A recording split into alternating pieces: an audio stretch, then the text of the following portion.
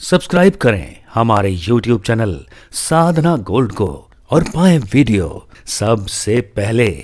और हाँ, bell icon दबाना ना भूलें। सावन के महीने में हम पत्तेदार कोई सब्जी ना खाएं, सब्जी में धनिया भी ना डालें, पत्ते का त्याग करें। विज्ञान भी यही कहता है, आयुर्वेद भी यही कहता है। सावन के महीने में छोटे छोटे कीड़े पत्तों को लग जाते हैं, वो खाना ठीक भी नहीं है, और वैसे ही हमारे शास्त्रों में लिखा है। तो सावन के महीने में पत्तेदार सब्जी न खाएं और दही का त्याग करें। भादों के अगले महीने अगले इससे अगला महीना है चतुर्मास्य का दूसरा महीना, भादों का महीना। भादों में दही नहीं खानी चाहिए, और ये आयुर्वेद भी कहता है कि भादों महीने में दही नहीं खानी चाहिए। उसमें छोटे छोटे कीटाणु जर्म्स हो जाते हैं भादों के महीने में। तो मौसम विषम होता है, सावन में विषम नहीं होता, भादों में विषम होता। भादों में कम, सावन में तो बादल ही बादल छाए होते हैं, और भादों में होता क्या है, कभी एकदम गर्मी पड़ती है, कभी एकदम बरसात। ये विषम मौसम होता है, और उस समय गर्मी और मॉइस्चर दोनों से दही में जर्म्स हो जाते हैं जो कि हानि करते हैं। इसलिए भादों के महीने में, मैं विज्ञान की दृष्टि से भी कह रहा हूँ, तो भादों के महीने में हमको ये दही नहीं खानी चाहिए। उसके बाद अश्विन के महीने में हमको, उस महीने हमारे से दूध नहीं पीना चाहिए। दूध नहीं पीना चाहिए। अश्विन के महीने में दूध पीने वालों को वात का पित्त विकृत हो जाते हैं, इसलिए अश्विन के महीने में हमको दूध नहीं पीना चाहिए। उसके बाद कार्तिक में हमारे से दालें नहीं खाते, दालें नहीं खानी चाहिए, और बैंगन भी नहीं खाना चाहिए।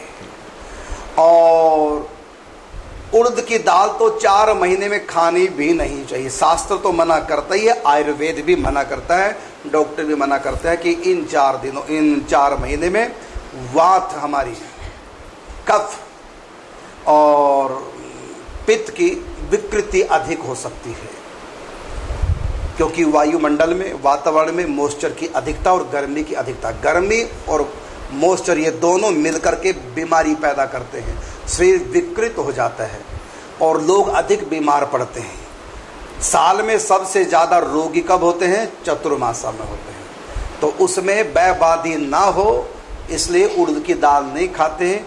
ये तो मैं विज्ञान की, आयुर्वेद की दृष्टि से आपको बता रहा हूँ, लेकिन धार्मिक दृष्टि से भी ये हानि करते हैं। और मैसूर की दाल तो कभी खानी ही नहीं चाहिए। जैसे प्याज लहसुन तमोगुण होता है, प्याज लहसुन में, मैसूर की दाल में भी तमोगुण होता है। और बैंगन कार्तिक में नहीं खाते हैं। तो ये 4 महीने का व्रत है, और इसमें मुख्य है कि रात्रि को भोजन नहीं करना। शास्त्र भी हमारे कहते हैं, डॉक्टर भी कहते हैं कि चौमासे में रात्रि का भोजन त्यागना चाहिए। बीमार व्यक्ति पड़ने के अधिक चांस रहते हैं। और दही का तो रात्रि को बिल्कुल त्याग कर देना चाहिए।